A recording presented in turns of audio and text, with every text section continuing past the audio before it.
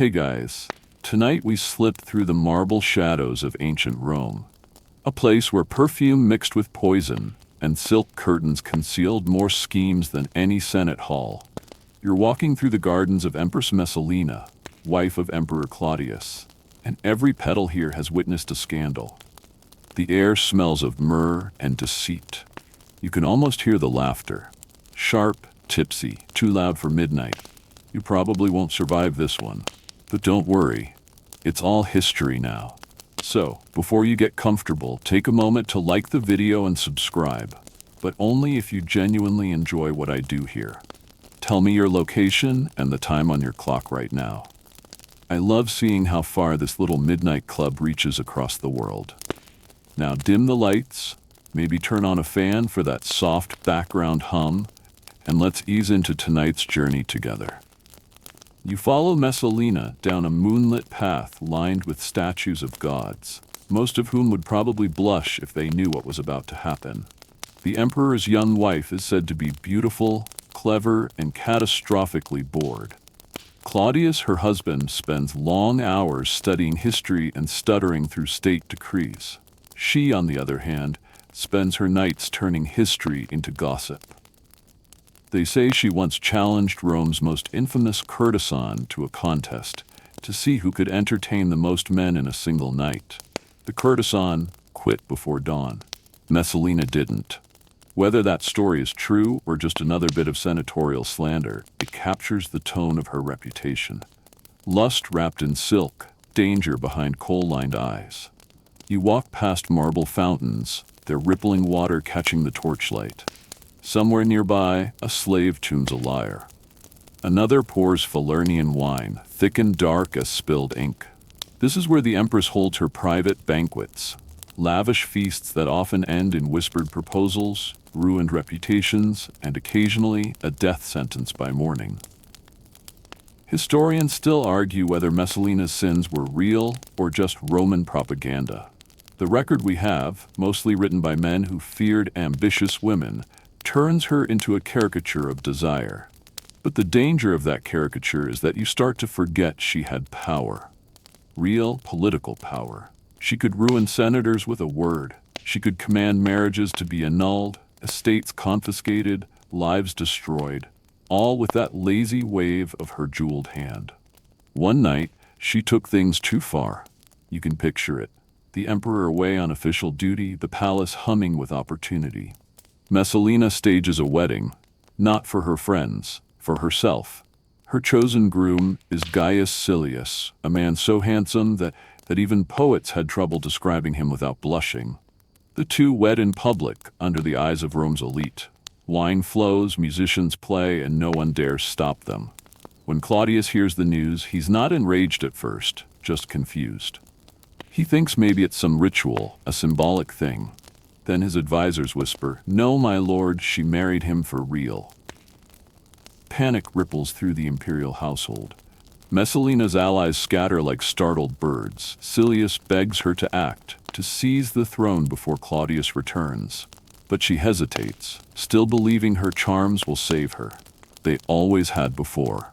By the time Claudius reaches Rome, the game is over. The guards surround her villa. You stand with her in the peristyle garden, sunlight glancing off the gold of her bracelets. She clutches her son's hand, pleading for mercy. The emperor's men ignore her words. They drag her aside to a quiet corner among the laurel hedges. Tacitus claims she tried to end her life herself, trembling too much to finish the act. A soldier had to do it for her. It's a scene both tragic and theatrical. Very Roman in its contradictions. The woman who ruled hearts and politics now reduced to silence under the olive trees. And yet the garden doesn't die with her. It lingers. Gossip, rumor, warning. Every Roman woman of ambition, every wife who dared to whisper a plan, walked past those hedges, knowing what happened when beauty crossed into politics. A fringe rumor says her ghost haunted the grounds for generations. Not in a vengeful way, more like a bored spirit pacing, waiting for someone interesting enough to talk to. A few later poets claim they heard her sigh in the wind. It wasn't lust that doomed me, it was being seen. The strangest part? Claudius ordered her name erased from every inscription, her statues destroyed. But marble remembers. Centuries later, archaeologists still find pieces of her face buried under layers of imperial rubble, cold eyes staring back, lips frozen mid-smirk. You pause there, dust on your fingers, the echo of her laughter fading. The empire moves on, new lovers, new schemes, but something about Messalina's fall leaves a stain on the imperial marble. You can't help wondering how much of it was her fault, and how much was simply Rome being Rome, where power always demanded a price, and the bill came due for anyone who tried to play like a man. You brush a stray leaf from your shoulder and look toward the Palatine Hill. A mother waits there in the next chapter of Scandal, more cunning, more dangerous, and far more patient than Messalina ever was. You climb the marble steps toward the Palatine Hill, the air thick with incense and secrets. Behind a curtain of silk and shadow sits Agrippina the Younger, Messalina's spiritual successor, though she would never admit it. You can feel her watching you before you even see her, that same calculating patience that built and broke empires. If Messalina was chaos, Agrippina is control. Cold, deliberate, and terrifyingly intelligent, her story begins long before her crown. She was born into a dynasty that devoured itself. The blood of Augustus on one side, the legacy of madness and ambition on the other. She was raised to know that in Rome, family isn't comfort, it's strategy. The walls of her childhood home echoed with whispers of poison and exile. Her own mother was banished, her father executed. You'd think that would humble a person. But not Agrippina. It made her sharper. She marries young, first to a nobleman, then after his death, she maneuvers herself back into imperial circles. Her secret weapon isn't beauty, though she has plenty of that. It's her ability to look at every man in the room and instantly see his weakness. Some historians call her the most dangerous woman in Roman history. Others argue she was simply the smartest person in a world that refused to let women be anything but ornaments. You sit beside her now, and she's smiling, faintly, the kind of smile that never reaches the eyes. Across the room sits her son, young Nero, quiet, awkward, unformed. She strokes his hair like a sculptor smoothing clay. This boy, she decides, will rule Rome, and he will love her for it. Claudius, the emperor, has no idea what's coming. After Messalina's fall, he marries Agrippina, his own niece. That's right, Rome's imperial family tree looks more like a wreath. The Senate grumbles, but Claudius shrugs. It's all politics, he says, and besides, she makes him feel young again. But while Claudius plays the role of doting husband, Agrippina is rewriting the empire's future. She arranges for Nero to be adopted as Claudius's heir, leapfrogging over the emperor's biological son, Britannicus. She plants her allies in every corner of the court. Even the Praetorian Guard begins to murmur her name with respect and fear. At dinner, Claudius once jokes that he'll one day give the world an account of his wife's mistakes. Agrippina just smiles and refills his cup. You watch her fingers trace the rim of the goblet, her nails immaculate, her expression serene. There's a rumor, just a whisper, that the mushrooms in Claudius's supper that night weren't entirely innocent. Roman biographers love that sort of symmetry. Poisoned mushrooms for a poisoned marriage. Whether it's true or not, the emperor doesn't live to finish dessert. Nero becomes emperor at 16. Agrippina stands behind him like a shadow wearing pearls. Coins are minted showing both their faces side by side, equal in prominence, equal in power. For a brief moment, she's unstoppable. Letters from governors arrive addressed to Agrippina Augusta, as if the empire itself has accepted her as co-ruler. But the tide always turns. Nero grows older, restless, resentful. The mother who created him becomes the mother he must escape. Their relationship curdles, every smile a threat, every embrace a trap. Historians still argue whether Agrippina truly loved her son or simply loved the idea of him as her masterpiece.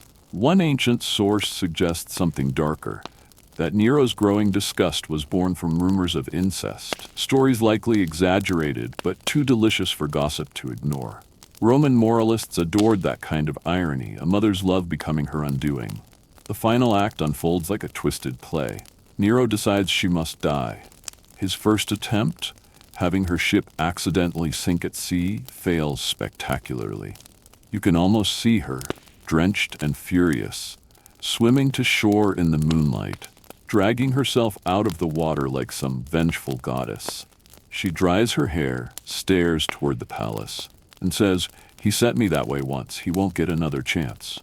The next night, soldiers arrive at her villa in Messalina.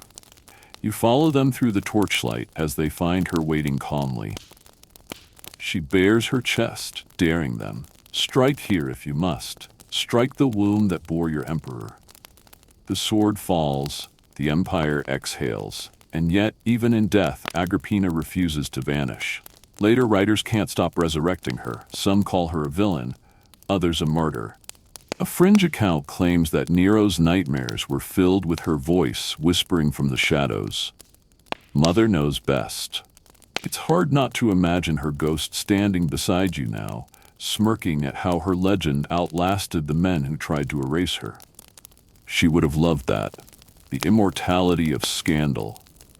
You turn away from the echo of her perfume and look back toward the Senate.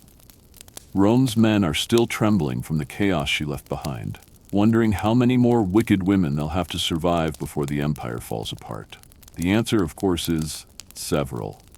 One of them is already waiting for you, wearing armor instead of silk, carrying a soldier's sword, and ready to fight the Republic itself for love. Her name is Fulvia, and unlike Messalina or Agrippina, she doesn't flirt her way to power. She takes it by force. You find yourself in a Roman camp, dust, sweat, and the low murmur of soldiers sharpening blades. This isn't the perfume-scented intrigue of palaces anymore. This is Fulvia's world, the clang of armor, the iron stink of ambition. Somewhere a banner snaps in the wind, bearing the mark of her late husband, Marcus Antonius, better known to you as Mark Antony. You remember him, right? One of Julius Caesar's closest allies, and later one of the men who split Rome in two. Well, Fulvia was the storm behind his thunder. She's the only Roman woman known to have commanded troops in open battle. Picture that. In a world where women weren't even supposed to speak in the Senate, she's out here giving orders to legions. Her presence is an earthquake in the masculine mythology of Rome. But let's rewind. Fulvia didn't start as a warrior. She began as a politician's wife, twice over before Antony. Her earlier husbands, both populist firebrands, died violently, leaving her with power, money, and a deep education in the art of chaos. Each man's death sharpened her instincts. By the time she marries Mark Antony, she's not just a spouse, she's a strategist. Historians describe her as unwomanly, overbold, a fury in human shape, which probably meant she was just better at politics than they were. You can almost hear her laugh when Cicero tried to insult her. He once sneered that Fulvia's tongue wagged as fast as her husband's daggers. Her response? She ordered his head displayed in the forum after he was executed. Then, according to legend, she took his severed tongue and stabbed it with her hairpin. A fringe tale, maybe, but undeniably poetic. Fulvia had the rare combination of wealth, rage, and charisma that terrified the Senate. She could rally crowds, direct propaganda, and bend public opinion like a master orator. When Antony and Octavian, the future Emperor Augustus, fell out after Caesar's assassination, she became Antony's political partner and war propagandist. Rome saw it as scandalous. She saw it as survival. You walk through her war camp near Perugia, modern Perugia, where the so-called Fulvian War unfolds. The year is 41 BCE. Antony is away in the east, while Octavian consolidates power in Italy. Fulvia refuses to let her husband's influence crumble. She rallies Antony's veterans, raises armies, and with Lucius Antonius, her brother-in-law, she defends her faction's honor. The soldiers respect her. She walks the lines, unafraid of the mud, calling them by name, reminding them that their loyalty isn't to Octavian, but to the man who fought beside Caesar. There's something magnetic about her. Even her enemies admit it. Still, Rome is Rome, never kind to ambitious women. Octavian besieges Perugia, cutting off supplies. Fulvia holds out as long as she can, her courage almost mythic. Imagine her pacing the ramparts in a crimson cloak, issuing commands while catapults thunder below. She knows the odds are hopeless, but surrender isn't in her nature. When the city finally falls, she flees to Greece to meet Antony. He's furious, not at Octavian, but at her. He accuses her of starting a war out of jealousy, claiming she feared Octavian's influence over him. Historians still argue whether that's true or just propaganda meant to protect Antony's reputation. The idea of a woman leading a war for political reasons was too much for Roman masculinity to digest, so they blamed it on emotion, as usual. Fulvia never gets the chance to defend herself. She falls ill in exile and dies soon after. Antony reportedly weeps when he hears the news, perhaps realizing too late that she had been the only one ruthless enough to protect his legacy. Octavian sends a message of false condolence, neatly wrapping up one of Rome's messiest civil conflicts. But history doesn't forget her. Later Roman writers treat Fulvia as both a warning and a legend, a woman who dared to play general, to step out of her husband's shadow and onto the battlefield. Some later poets even called her the lioness of the forum, half in awe, half in fear. One fringe tidbit says her ghost was believed to roam near Perugia's ruins, whispering to soldiers' widows who waited in vain for their husbands to return from war. "Take up the sword," she supposedly said, "for the world only remembers those who fight for it." You can almost see her now, standing in her tent, hands stained with ink and dust, maps spread across the table. Outside, the thunder of distant hoofbeats echoes like the heartbeat of a dying republic. Fulvia's story fades with the smoke from her last campfire, but her defiance leaves a mark. For the first time, Rome had to admit that a woman could wage war, not by accident, but by choice. And as you turn back toward the city, another woman waits to inherit that defiance. Not a warrior, but a rebel in silk. She doesn't fight with armies, she fights with laughter, charm, and midnight games under the emperor's nose. Her name is Julia, daughter of Augustus, the girl who proved that even the emperor's blood could boil with rebellion. You drift back toward the heart of Rome, where the streets glitter under torchlight and the marble colonnades echo with footsteps that shouldn't be there. Somewhere above you, in the imperial palace on the Palatine Hill, a young woman is sneaking out through a side gate. Her cloak is pulled tight, her perfume faint but defiant. Her name is Julia the Elder, daughter of Emperor Augustus, granddaughter of Julius Caesar by adoption, and the girl who turned the empire's moral code into her private playground. Augustus, you remember, was obsessed with virtue. He'd spent years preaching about moral reform, how Roman families should be pure, faithful, disciplined. He even passed laws punishing adultery and rewarding motherhood. The irony, of course, is that his own daughter became the living embodiment of everything those laws forbade. You follow her through the shadows, down toward the Tiber, where the real Rome breathes after midnight. Senators' sons and poets' heirs wait for her there, laughing softly, tossing coins, pretending they're invisible.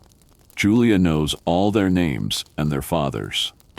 She's not just breaking rules for pleasure, she's playing politics in the most dangerous way possible. Historians say she threw salons on the forum steps, turning moral decay into performance art. One night, when asked how she could flout her father's laws so publicly, she smirked and said, "I only lie with men when the moon is full, so the gods might see and forgive me." You can almost hear her say it, her voice dripping with mischief, the senators nearby choking on their wine. But beneath the laughter, there's a sharper truth. Julia wasn't just a spoiled imperial daughter. She was intelligent, educated, politically astute, the perfect heir, if only she'd been born a man. She knew how the court worked, how whispers could move mountains. For years she was the empire's darling, her father's pride, her husband's ornament, Rome's symbol of dynastic hope. Then she rebelled. She'd been married 3 times, first to Marcellus, Augustus's nephew, then to Agrippa, his most trusted general, and finally, after Agrippa's death, to Tiberius, the gloomy stepson who'd rather live in exile than share her bed. Each marriage was arranged, each meant to secure the imperial line. Julia played her role dutifully, produced heirs, smiled for statues, toasted her father's victories. But the more Augustus tightened the moral leash, the more she slipped free at night. Historians still argue whether her so-called orgies on the Forum were real or exaggerated by moralists eager to punish her. Some scholars think she was more satirical than scandalous, a woman mocking the hypocrisy of a system that denied her power but used her image to sustain it. Still, the rumors grew. One senator claimed she turned the rostra, the platform where orators addressed the people, into her personal boudoir. Another whispered that she toasted the Republic's downfall with every lover's kiss. Eventually, the whispers reached Augustus. You can imagine that moment, the emperor sitting alone, reading the reports, his face tightening not with anger but humiliation. Rome's moral guardian, betrayed by his own blood. When Julia was arrested, she didn't plead or cry. She reportedly said, "These men were all my father's friends, so perhaps I loved the Republic too well." That line alone ensured her immortality. Augustus banished her to the island of Pandateria, a bleak rock in the Tyrrhenian Sea. You stand there now in your mind's eye, the wind howling across the cliffs, the sea gnawing at the stones. Julia walks barefoot along the shore, her hair unbound, her laughter replaced by silence. For years she's left there, supplied only with coarse food and the memory of Rome's applause. A fringe rumor claims one of her lovers smuggled her poems back to the mainland, coded as simple letters. None have survived, but the myth endures that Julia wrote her own defense, calling her exile the price of being born into empire. Historians can't prove it, but it feels right, doesn't it? The kind of truth Rome would have happily buried under the sand. Eventually, her father dies. Tiberius, now emperor, allows her to return to the mainland, but not to the capital. She spends her last years in near poverty, stripped of her titles, her children taken from her. The woman who once danced under the moonlight of the Forum dies in obscurity, her beauty faded, her wit forgotten. But Rome remembers her, secretly. The same senators who condemned her used her story to frighten their daughters and to sigh over their wine at night. A few even quoted her lines in private. The laws are for those who can't afford disobedience. You stand again in the Forum where she once laughed. The stones are cool under your feet, the night quiet now. Above you, the moon hangs like a silver coin, and for a moment, you swear you see her silhouette in the shadows, head held high, lips curled in defiance. Her rebellion, for all its scandal, wasn't about lust. It was about freedom in a world built on control. Julia didn't destroy Augustus's legacy. She revealed it for what it was, fragile, fearful, human. And just as you're about to turn away, another scent drifts through the air, richer, sweeter, with notes of rose oil and ambition. The next woman isn't laughing. She's calculating her reflection in a polished bronze mirror, the way power glints off beauty. Her name is Poppaea Sabina, and her story begins in a perfume bath and ends there too. You follow the scent of frankincense and warm milk into Nero's palace, where marble meets mirror and desire has its own throne. The halls gleam with polished bronze, the air thick with music and murmured gossip. At the center of it all sits Poppaea Sabina, skin like sunlight on ivory, voice as soft as honey dripped on steel. Every step she takes leaves ripples in the empire's fabric. You've met cunning women before, Messalina with her appetites, Agrippina with her schemes, Julia with her rebellion, but Poppaea, she's the quiet storm that ruins you before you know you're wet. You catch her first reflected in a silver basin, supervising her slaves as they pour donkey milk into her bath. That's not a poetic flourish, it's historical fact. Poppaea bathed daily in milk to preserve her skin's radiance, believing it kept her ageless. Historians wrote about it half admiringly, half in horror at the extravagance. You can almost smell the sweetness, faintly sour in the humid Roman air. She was born into privilege, daughter of a noble family, granddaughter of a former consul. But unlike most noble daughters, she saw her beauty not as decoration, but as weaponry. She learned early how men underestimated softness, and how to sharpen it. Before Nero, there was Otho, her first husband, who adored her and bragged about her charms to anyone who'd listen. When Nero heard those boasts, he invited Poppaea to court, and Otho soon found himself conveniently exiled to Lusitania. Poppaea replaced him in Nero's arms, and eventually in his marriage bed. That's the neat summary historians give you. What they don't say is how deliberate every move must have been. Nero's mother, Agrippina, still hovered around the throne then, suspicious of any woman near her son. Poppaea watched, waited, flattered, then whispered just enough poison to turn Nero's affections fully her way. Some ancient writers claim she was the one who convinced him to have Agrippina killed. "You can't be emperor," she might have murmured, "if your mother still scolds you like a boy." Was it true? Historians still argue. The record is tangled with rumor, propaganda, and moral panic. But one thing's certain: after Agrippina's death, Poppaea rose higher than any woman in Rome. Nero crowned her empress. Coins bore her image beside his. She wore pearls worth cities, her gowns stitched with gold thread so fine they shimmered like water in the torchlight. Yet power never stopped being dangerous. Poppaea learned that the same gaze that adored her could turn cruel in a heartbeat. Nero, always volatile, alternated between obsession and rage. One day he'd compose songs for her, another he'd accuse her of betrayal. You can imagine the tension. The emperor pacing barefoot across marble floors, wine spilling from his cup, his voice breaking somewhere between lover and tyrant. Then comes the tragedy, or the scandal, depending on who tells it. Poppaea becomes pregnant with Nero's child. He dotes on her for a while, promising temples, statues, a divine legacy.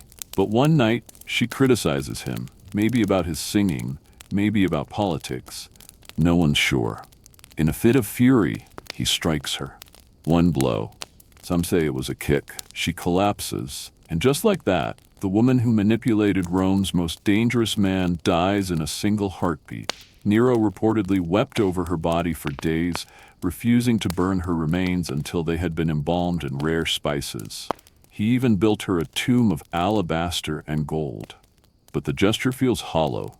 Rome saw it for what it was: guilt disguised as grandeur. A strange fringe story survives from later centuries, that Poppaea didn't truly die, but faked her death to escape Nero's madness. According to this tale, she fled east, disguised as a Syrian noblewoman, living out her days under another name. No proof, of course, but you can't help but smile at the idea. A woman clever enough to fool an emperor one last time. Poppaea's name became a warning in later generations, a symbol of beauty too clever for comfort. But like all such women in Roman history, her villainy was often just competence in a man's world. She understood power intimately, how it seduced, how it burned, and how to survive it, until she didn't. You can almost hear her voice now, faint through the steam and milk-scented air. Every empire dies of love sooner or later. Her death leaves Nero hollow, Rome restless, and the centuries roll forward.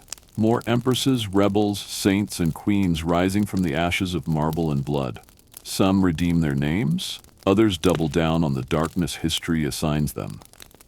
But all of them, in some way, trace their shadow back to these women, to Messalina's hunger, Agrippina's iron, Fulvia's fury, Julia's laughter, and Poppaea's soft, lethal grace. Because Rome, for all its power, was terrified of women who could see it clearly. You lean back now, letting the noise of history fade. The empire's roar quiets into the gentle hum of night, the distant splash of fountains, the creak of marble cooling under moonlight. For a moment, the ghosts of those women seem to drift past you, their perfumes mingling in the air. Musk, myrrh, salt, and smoke. Messalina's laughter, Agrippina's command, Fulvia's battle cry, Julia's defiant whisper, Poppeia's sigh. It's strange, isn't it? How every age rewrites its villains into mirrors. We point to them and say, "See? That's excess, that's sin. That's what happens when women want too much." But beneath the accusation, there's always fascination. They broke rules we still quietly resent. They reached for power wrapped in beauty, and Rome punished them for playing its own game too well. You picture their ruins scattered across Italy. Gardens swallowed by weeds, villas collapsed into dust, marble faces eroded into anonymity. And yet, you know they never really vanished. Every empire has its Messalina, its Agrippina. Every boardroom, every dynasty, every whispering corridor of ambition still hums with their legacy. So you take a deep breath, let the centuries settle, and remind yourself that history's worst women were often just the ones bold enough to act. Maybe that's why we still talk about them when the lights go out.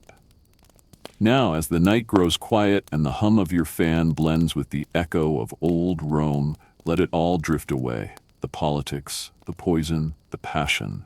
Just the sound of your own breathing, soft and steady. The empire sleeps again. Good night, traveler of time.